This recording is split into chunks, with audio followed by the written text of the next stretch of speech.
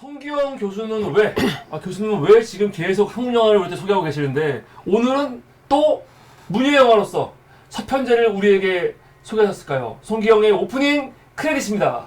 네, 이제 이 한국 영화에 대해서 한번 정리를 하긴 해야 되는데, 이제 그거 관두고, 지난번에 그 독지는 늙은이가 그러지 않았습니까? 거기 아들인가? 네. 양자로 팔려왔던 애가 찾아와서 그런 내용이었는데, 네. 이제 서편지를 한번 보려고 그랬는데, 이 서편지는 하여튼 1993년 당시에 정말 센세이셔널하게 성공했던 작품입니다. 물론 이제 그 영예에는 그 학생동원 그것도 많이 작용을 했지만 당시로서는 100만 원을 넘어서 아마 최대 흥행작이었을 거예요. 그러니까 지금 말로는 요새 그게 기준이 된 게 좋은 의미인지 나쁜 의미인지 모르겠지만 이 영화는 지난번에 우리가 봤던 영화 장마 그리고 카인의 후예 독지는 늙은이 다 원작이 정말 빼어난 원작들이었습니다. 그러니까 황순원 선생 우리나라 그러니까 한글 세대로 1세대 소설가죠. 황순원 선생하고 그다음에 윤은길의 장마인데 그 다음 그러니까 황순원 선생 다음 세대 좀 된다고 볼 수 있는데 이청준 선생 1940년이가 39년이가 생이고 그때 이제 그 1940년 근처생들이 1960년에 대학생이 됐어요. 네. 그래서 이 양반도 때 4.19 때 대학생이 돼가지고 그때 이제 1960년대 어떻게 보면 최초의 한글 세대죠. 왜냐면 황순원 선생이나 김동리 선생만 하더라도 일제시대 교육을 받았는데 이 1940년대생들은 우리나라 학교를 다니게 생겼다고요. 한글 수업 학교. 그렇죠. 네. 왜냐면 45년에 독립을 했으니까. 네, 네, 그 40년생은 어렸을 때는 일제시대에 자랐지만 학교는 한글 세대죠. 그래서 이제 최초의 네. 한글 세대에서 그 제일 유명한 분이 김승옥 씨죠.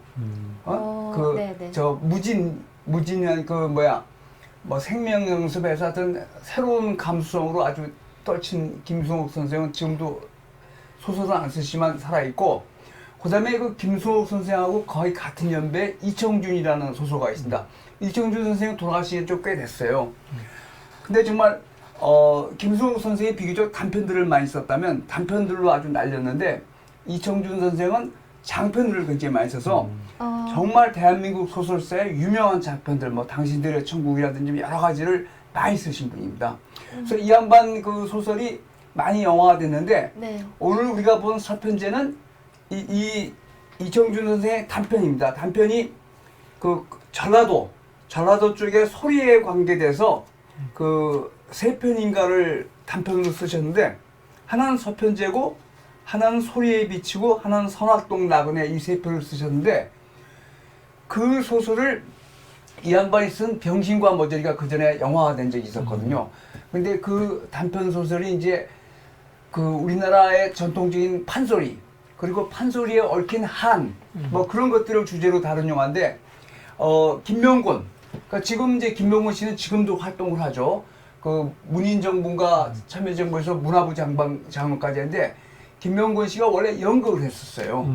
1971년인가 72년에 대학교를 다녔는데 대학교 다니면서 연극을 하다가 아마 소리도 좀 할 거예요. 소리도 하고 네. 판소리도 하고 본인이 그러면서 연극 활동을 하다가 나중에 이제 그 이장호 감독이 영화 바보손을 만들면서 거기 발탁이 됐습니다. 그러니까 연극을 하니까 보고 이장호 감독이 발탁을 했는데 김명곤 씨가 연기만 잘하는 게 아니라 각색을 잘해요.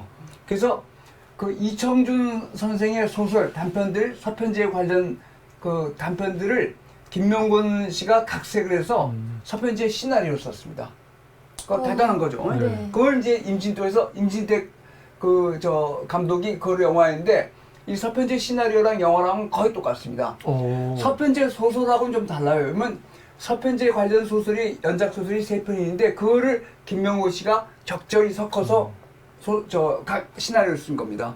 그러니까 단편 소설 서편제랑 오늘 보신 영화 서편제는 큰 줄거리는 같은데 많이 내용이 다릅니다. 그러니까 서편제 관련 남도 관련 소설 3편을 단편 소설 3편을 김명곤 씨가 시나리오를 썼고 그 시나리오에 의거해서 임진독 감독이 영화를 만들었습니다. 예. 영화를 만들었습니다. 근데 이제 전통적으로 판소리에 관한 영화고 판소리가 원래 그 한의 관계 이야기거든요. 우리 인생에서 뭐 동서고금을 만나려고 잘 살고 뭐 이런 관계에서 누구나 인생에는 한이 있죠. 근데 이제 그거를 판소리에 어떻게 담을 것인가.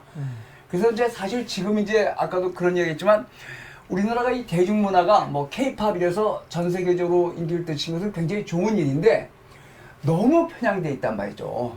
그래서 아까도 이제 1980년대는 FM 방송에서 판소리 코너가 있었어요.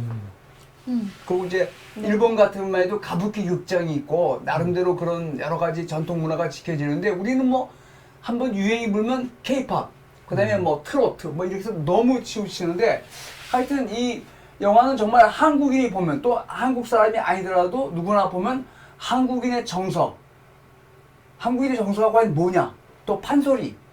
그러니까 이제 예술이라는 것도 그 한이라는 게 굉장히 중요한 주제인데 한이라는 경우인데 그러기 위해서 굉장히 정말 감동을 주는 영화입니다.